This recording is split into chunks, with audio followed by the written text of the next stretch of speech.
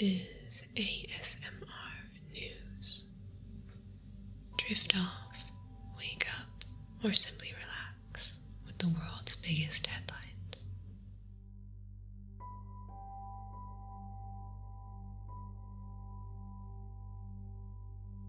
Former Vice President Joe Biden will become the 46th President of the United States with over 99% of votes counted. Biden leads current President Donald Trump by 50.8% to 47.4% in the popular vote, and by 290 electoral votes to 217, with 2 states awaiting final vote tabulation. North Carolina, where Trump is leading with 15 electoral votes, and Georgia with 16. If the leads hold, Biden will receive 306 electoral votes, or 57% of the total, to Trump's 232, the same margin Trump beat Hillary Clinton by in 2016. Trump has refused to concede the election, claiming multiple instances of voter fraud in closely contested states. However, election officials from both parties have said there is no evidence of widespread fraud, while noting that, as in all elections, they may uncover random cases of individual fraud or miscounts, though in very small quantities that would not change the overall results.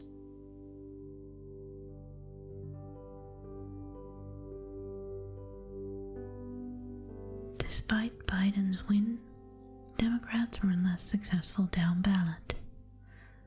While retaining a majority in the House of Representatives, they lost at least 6 seats with 15 races remaining to call. And, despite pre-election polling, they failed to pick up a majority in the Senate. Currently, they have 48 Senate seats to 50 for the Republicans, with 2 seats in Georgia requiring a runoff in January because under rules in that state, neither candidate received a minimum of 50% of the vote. If Democrats can win both of those seats, the Senate would be split 50-50, with Vice President-elect Kamala Harris holding a tie-breaking vote. However, if the Republicans win either of the runoffs, they will have a clear majority in the chamber.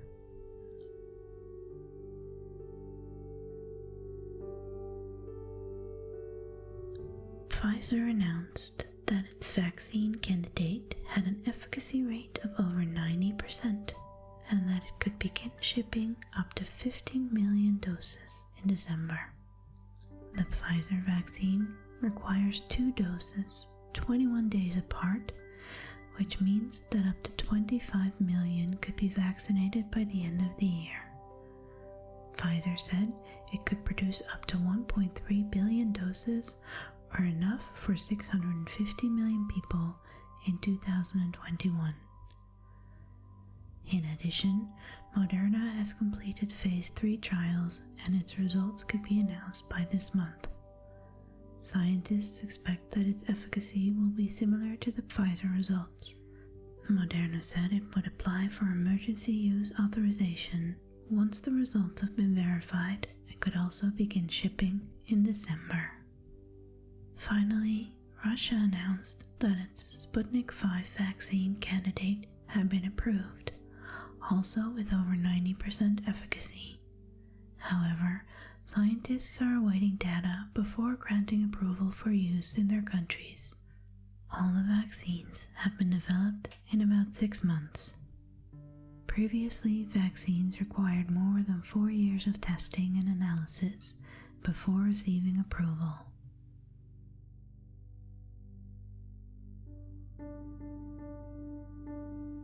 Brazil announced that the trial of a Chinese coronavirus vaccine can resume after being suspended earlier this week due to an adverse incident reported to be the death of a volunteer. The head of the institute conducting the trial said that after investigation, the The death had no connection to the vaccine.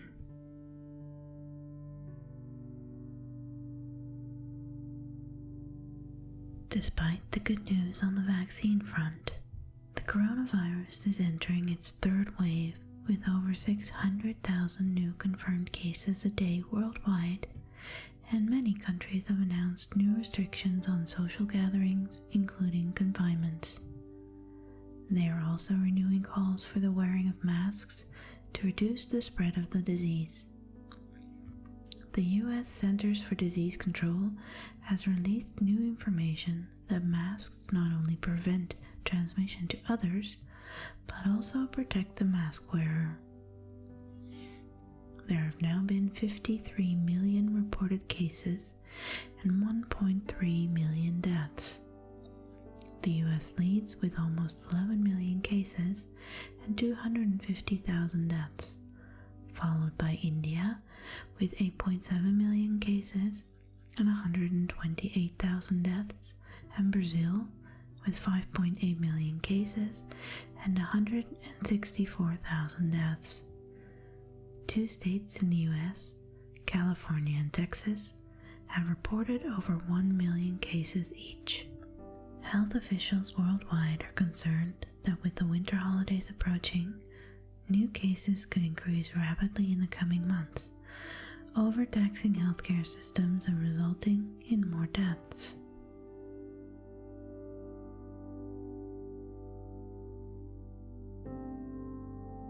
New York will still hold the annual Macy's Thanksgiving Day Parade, despite coronavirus restrictions. Floats and performers will travel just one city block down 34th Street, opposed to their typical 2.5-mile route starting at West 77th Street, and the streets surrounding the site will be closed off, even during the planning stages, to prevent onlookers from congregating.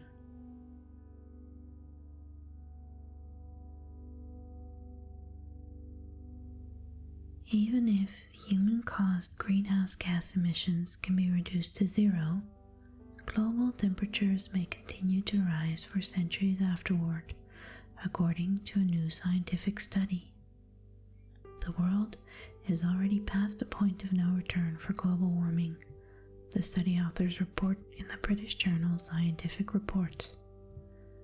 The only way to stop the warming, they say, is that enormous amounts of carbon dioxide have to be extracted from the atmosphere. Even the more sophisticated models used in the projections of the UN Scientific Advisory Body, the IPCC, show that the Paris Climate Pact temperature goals cannot be reached unless massive amounts of CO2 are removed from the atmosphere. One way to do that is planting billions of trees. Experimental technologies have shown that sucking CO2 out of the air can be done mechanically, but so far not at the scale required. The burning of fossil fuels such as oil, coal, and gas release greenhouse gases such as carbon dioxide and methane into the atmosphere, causing global temperatures to increase and sea levels to rise.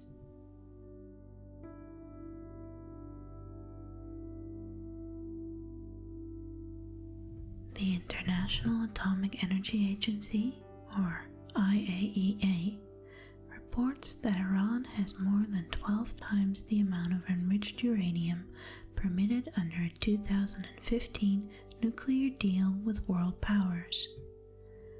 It also said Iran's explanation for the presence of nuclear material at an undeclared site was not credible. Iran insists its nuclear program is exclusively for peaceful purposes.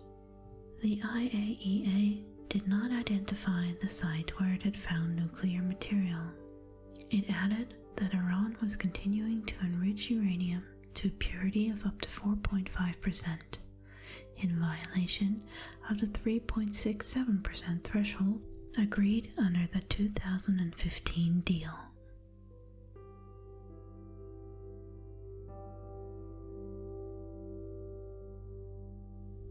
Asian leaders will sign a trade deal this weekend that has been nearly a decade in the making. It includes the 10 members of the Association of the Southeast Asian Nations, ASEAN, plus China, Japan, South Korea, Australia, and New Zealand, who make up a third of the world's population and account for 29% of global gross domestic product. The new free trade zone will be bigger than both the US-Mexico-Canada Agreement and the European Union. India was also part of the negotiations, but pulled out last year over concerns that lower tariffs could hurt local producers. The agreement will eliminate a range of tariffs on imports within 20 years and includes provisions on intellectual property, telecommunications, financial services, e-commerce, and professional services.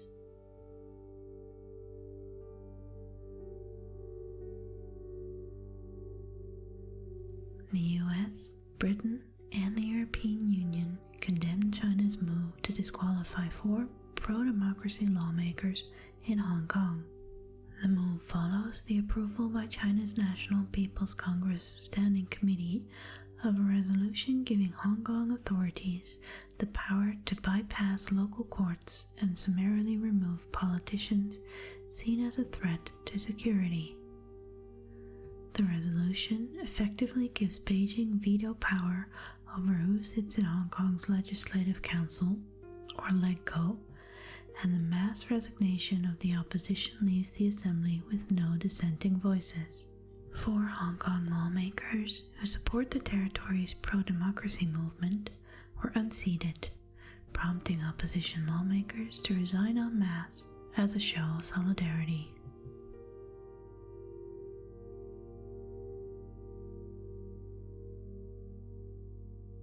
Russia sanctioned a number of German and French officials in response to the European Union sanctions over the poisoning of Russian opposition leader Alexei Navalny. Last month, EU foreign ministers imposed sanctions on 6 Russian officials and a state research institute over the incident. Those hit by the EU sanctions, which include freezing of assets and travel bans in Europe, include Alexander Bortnikov, the chief of Russia's Federal Security Service, the KGB successor agency that is in charge of domestic security, and Sergei Kiriyenko, President Vladimir Putin's deputy chief of staff.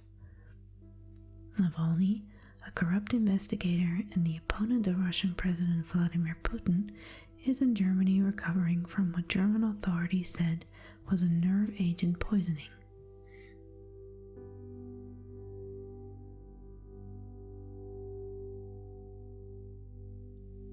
Australian police rescued 46 children and arrested 14 men after an investigation into an international child abuse network. The victims were allegedly subjected to crimes including sexual abuse and other forms of exploitation. The investigation also led to 3 arrests in the US and had identified suspects in Europe, Asia, Canada, and New Zealand, authorities said. All victims were aged between 16 months and 15 years old, and 16 of the victims had attended one child care center. The 14 men faced a total of 828 child exploitation charges, as well as bestiality charges involving 4 animals.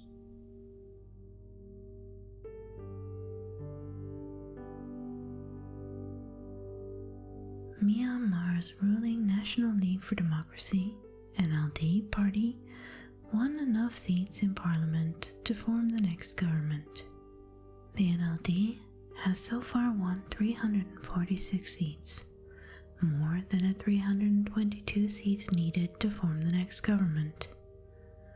However, the military-backed opposition has demanded a rerun of the election.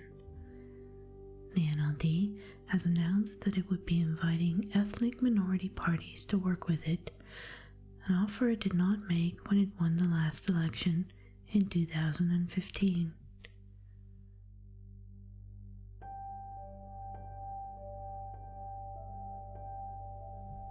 Former Ghana President Jerry Rawlings, who seized power twice in military coups, but is now regarded as a driving force behind the country's emergence as a stable democracy, died at the age of 73. Rawlings' takeovers in 1979 and 1981 were marked by authoritarian rule and the execution of senior military officers. But Rawlings went on to oversee Ghana's transition to multi-party democracy before stepping down in 2001. Today, Ghana is considered one of West Africa's most mature democracies and regularly sees power change hands between its two main parties.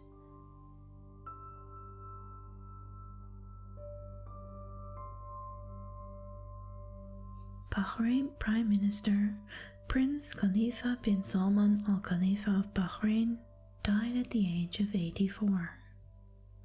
The Bahraini Prime Minister maintained power in the region for decades, even during the Arab Spring protests of 2011 that sought to have him removed from power due to allegations of corruption, the Associated Press reports.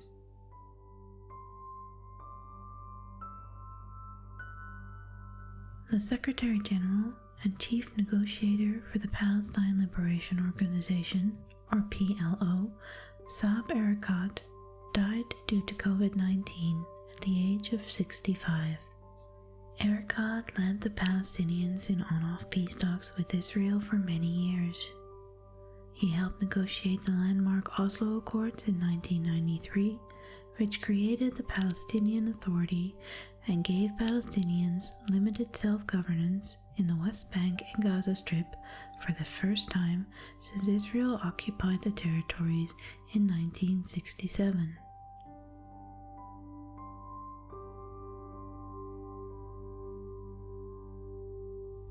Senior UK Conservative Party advisor Dominic Cummings is expected to leave his position by the end of the year.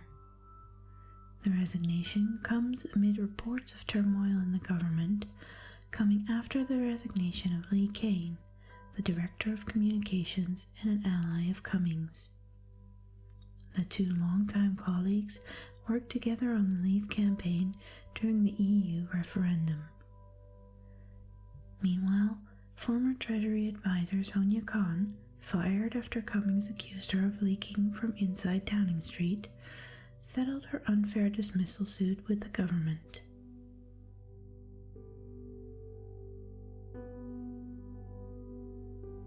Peter Sutcliffe, known as the Yorkshire Ripper, died at the age of 74.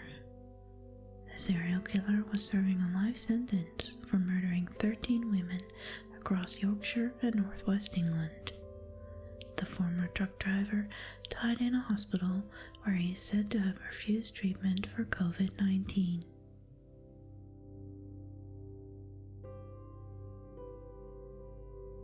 A British nurse was charged in the murder of 8 babies and attempted murder of 10 others at the Countess of Chester Hospital's neonatal unit since 2016. She was arrested after a 3-year probe that was launched after the facility raised an alarm about the large number of deaths there between March 2015 and July 2016. The hospital in Cheshire, southeast of Liverpool, conducted an internal inquiry when healthcare workers found that premature babies had suffered heart and lung failures, according to the outlet.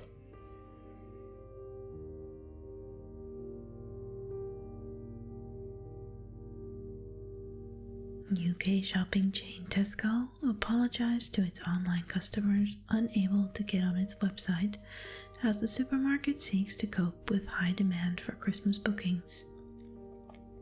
The UK's largest retailer has had to install a queuing system online to help it to manage the demand. Tesco said it was using a virtual waiting room to help us manage the flow. Supermarkets have been overwhelmed with demand as people start to plan for Christmas, and rival Ocado has already sold out of slots after huge demand. In the US, Walmart's online e-commerce site crashed as customers rushed to buy Sony's next-gen PlayStation during the first wave. A message on Walmart's site featured a photo of a dog wearing a pair of felt reindeer antlers and read, "Oh dear, the whole North Pole is trying to save Big right now, so please try again in a moment. You'll love our holiday deals." The new console is expected to sell out quickly at all major retailers. Walmart did not give a time for when its site would be up again.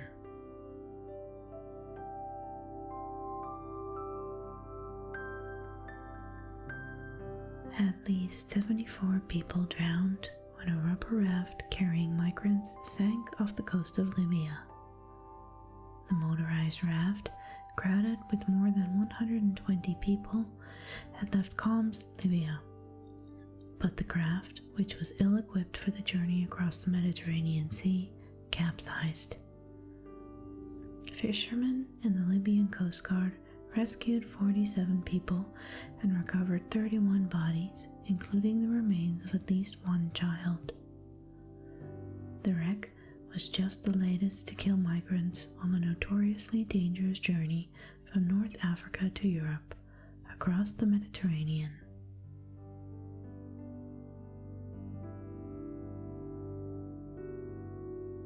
The last critical tests of a new rocket designed to send humans to the Moon and eventually to Mars are expected to take place within the next few weeks.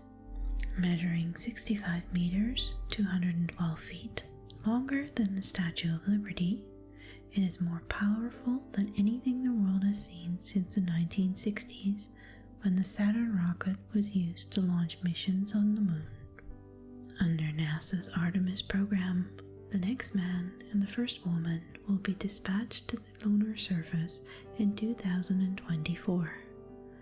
It will be the first crewed landing on Earth's only natural satellite since Apollo 17 in 1972.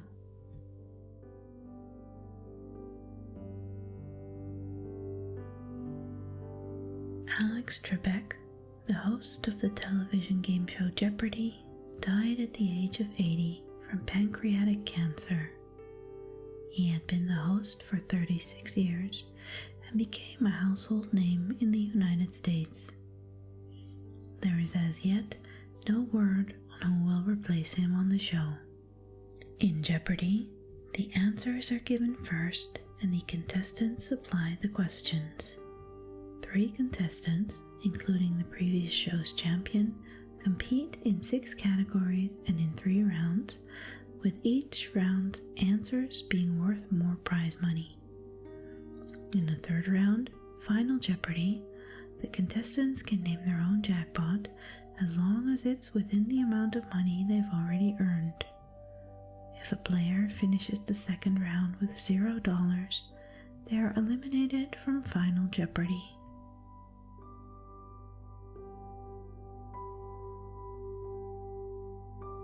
The Los Angeles Fire Department responded to a possible fire at the home of Denzel Washington after smoke was seen emerging from the 2nd floor. There was no fire, everyone was reported safe, and occupants were allowed to re-enter the home. Firefighters used thermal imaging cameras for the source of smoke. All occupants remained safely outside the residence during the process and found that the smoke came from one of the furnaces that had been serviced recently.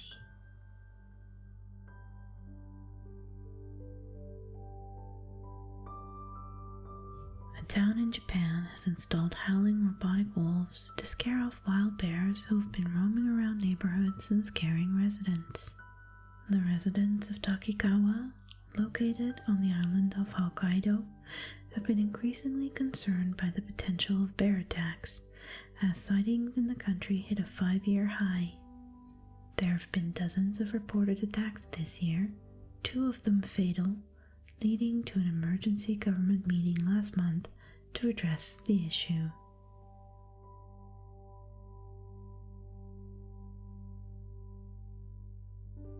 Goldman Sachs, sometimes known as a boys' club for promoting mostly white men to senior roles, is letting in more female partners along with minorities. The investment bank says almost half of its new partners will come from diverse backgrounds. Becoming partner at the investment bank is seen as entry into one of Wall Street's most exclusive clubs. Goldman's partners collectively own a small stake in the firm and get a pay rise to a basic salary of $950,000. They also get exclusive access to the bank's private investment funds and the share of future profits from them.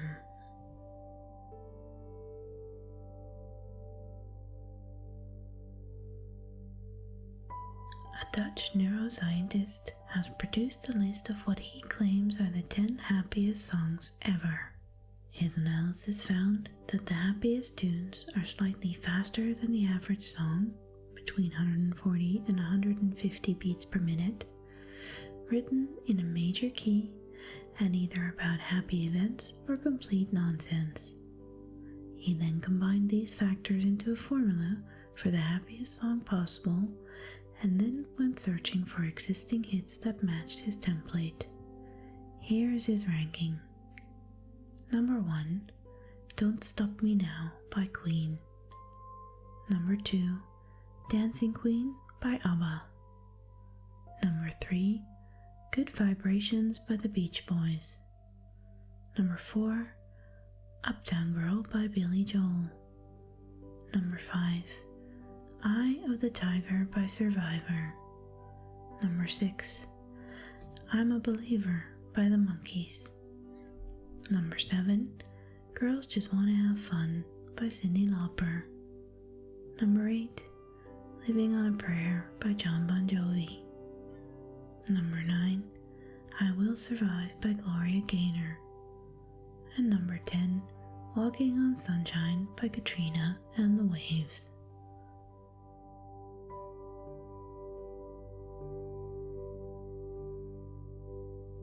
Leicester City sits atop the Premier League with 18 points, followed by Tottenham Hotspur, Liverpool, Southampton, and Chelsea. Bayern München leads the Bundesliga also with 18 points, followed by RB Leipzig, Borussia Dortmund, Bayer Leverkusen und FC Union Berlin. AC Milan tops the Italian Serie A with 17 points over Sassuolo, Napoli, AS Roma, and Juventus. In La Liga, Real Sociedad leads with 20 points, followed by Villarreal, Atletico Madrid, Real Madrid, and Granada.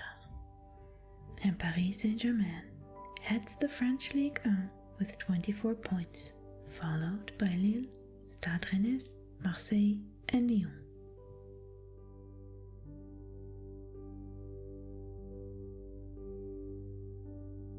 In U.S. college football, Alabama is ranked number 1, followed by Notre Dame, Ohio State, Clemson, and Texas A&M.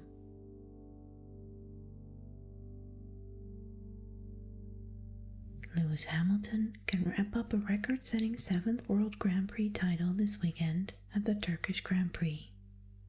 He has already broken the record for most Grand Prix wins, with 93 over the previous record holder Michael Schumacher, who had 91 wins. Hamilton has 9 wins in 12 races this season.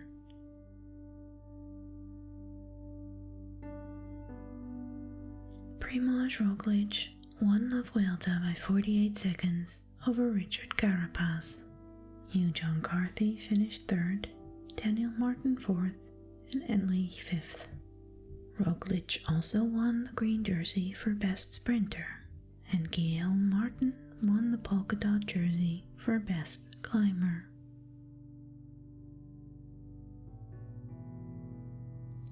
This is a